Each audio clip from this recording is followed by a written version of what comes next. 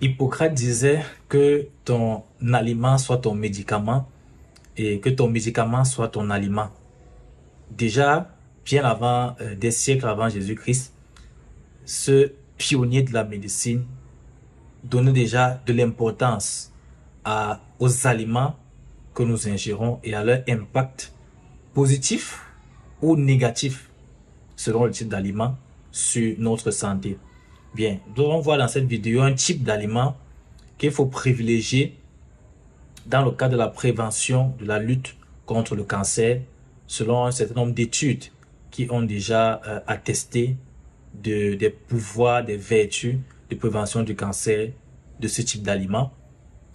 Lorsqu'on parle du cancer, le cancer, ça fait partie des pathologies dont on parle le plus dans le monde, de plus en plus. Et donc, beaucoup de gens en entendent parler, sans pourtant toujours savoir de quoi il s'agit.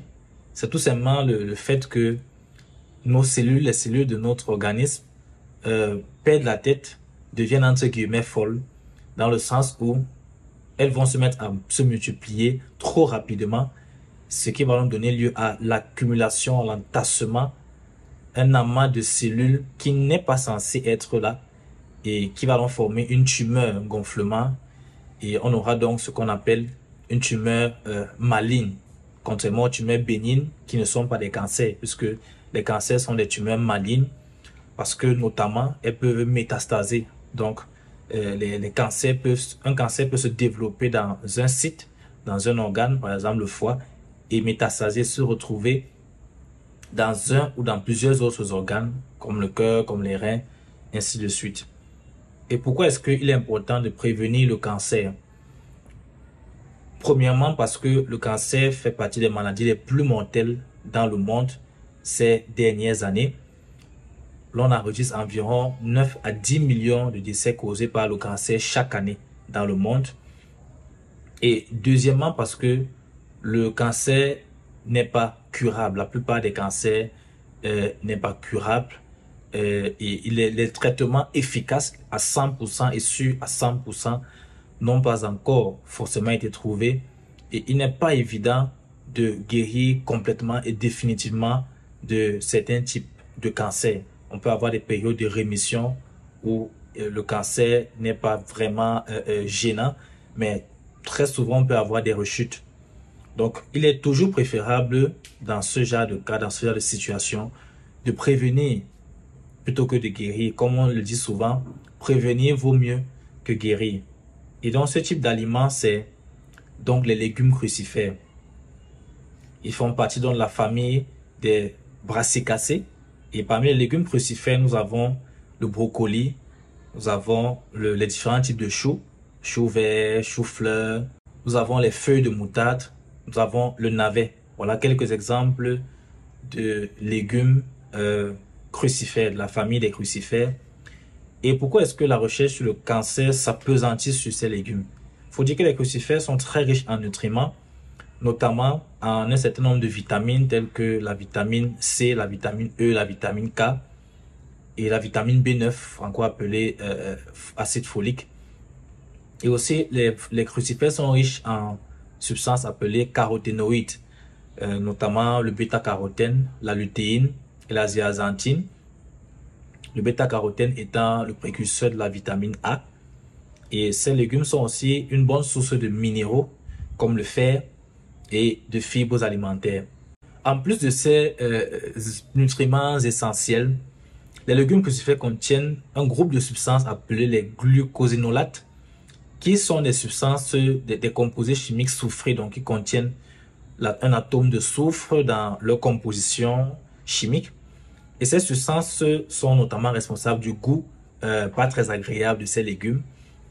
Donc, durant leur cuisson, lorsque vous les mastiquez, durant la mastication ou alors durant leur digestion, ces glucosinolates contenus dans les légumes crucifères seront décomposés, dégradés en leur forme biologiquement active, telles que les indoles, les nitriles, les thiocyanates ou encore les isothiocyanates, et l'indole 3-carbinol et le sulforaphane, qui est aussi un isothiocyanate, constituent les substances les plus souvent examinés, les plus souvent étudiés lors des tests ou des études anti-cancer.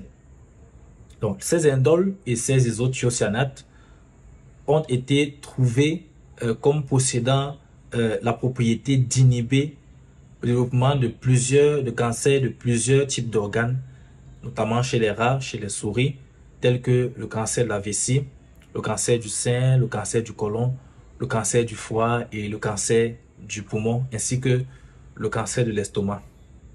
Donc, chez les animaux, les études menées donc ont permis d'identifier le potentiel de ces substances sur des lignées de cellules cancéreuses. Et ces effets sont notamment le fait que ces substances vont aider à protéger les cellules contre les dommages de l'ADN. C'est l'ADN qui contrôle donc la multiplication des cellules.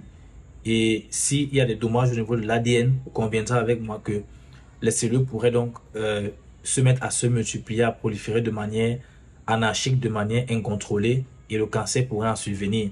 Donc, en protégeant l'ADN de nos cellules, on a donc un effet aussi protecteur de manière indirecte sur le développement des cancers. Ces substances contenues dans les légumes crucifères vont aussi aider à inactiver les substances carcinogènes, les substances qui pourraient provoquer le cancer. Ces substances contenues dans les légumes crucifères ont aussi des effets antiviraux et antibiotiques. Et l'on sait qu'il y a certains germes, certains microbes qui sont responsables ou qui favorisent le développement de certains cancers comme les virus de l'hépatite B ou de l'hépatite C ou encore le Human Papillomavirus qui sont responsables du cancer au niveau du foie ou encore du cancer au niveau du col de l'utérus. Donc le fait d'avoir ces propriétés pourrait donc aider à neutraliser ces germes et les empêcher de développer, donc de pousser, de favoriser le développement de cancer. Les substances contenues dans les légumes crucifères ont aussi un effet anti-inflammatoire et induisent ce qu'on appelle l'apoptose, qui est la mort cellulaire. Et c'est un effet très important puisque les cellules cancéreuses se caractérisent par le fait qu'elles ne meurent pas. Donc ce sont des cellules qui se multiplient, qui prolifèrent et qui ne meurent pas. C'est pour ça donc qu'elles vont s'entasser, former une tumeur. Donc il est important d'avoir donc des substances qui vont aider à pousser ces cellules à mourir. Et enfin, ces substances vont contribuer à bloquer, à inhiber l'angiogenèse et les métastases. L'angiogenèse, c'est le fait de développer des nouveaux vaisseaux sanguins qui vont permettre aux cellules cancéreuses, à la tumeur cancéreuse, de pouvoir s'approvisionner, puisque comme toutes les cellules de l'organisme, les cellules cancéreuses ont besoin des nutriments qui doivent être acheminés ou qu'ils retrouvent dans le sang. Donc, comme ce sont des cellules qui consomment beaucoup et qui se multiplient rapidement, à forte croissance, elles ont besoin donc de plus de nutriments et elles vont donc développer, ces cellules cancéreuses, un tissu de nouveaux vaisseaux sanguins pour pouvoir recevoir ces nutriments. Et aussi, ces substances contenues dans les légumes crucifères vont inhiber la métastase, donc vont empêcher aux cellules cancéreuses de pouvoir se propager en dehors de l'organe de départ.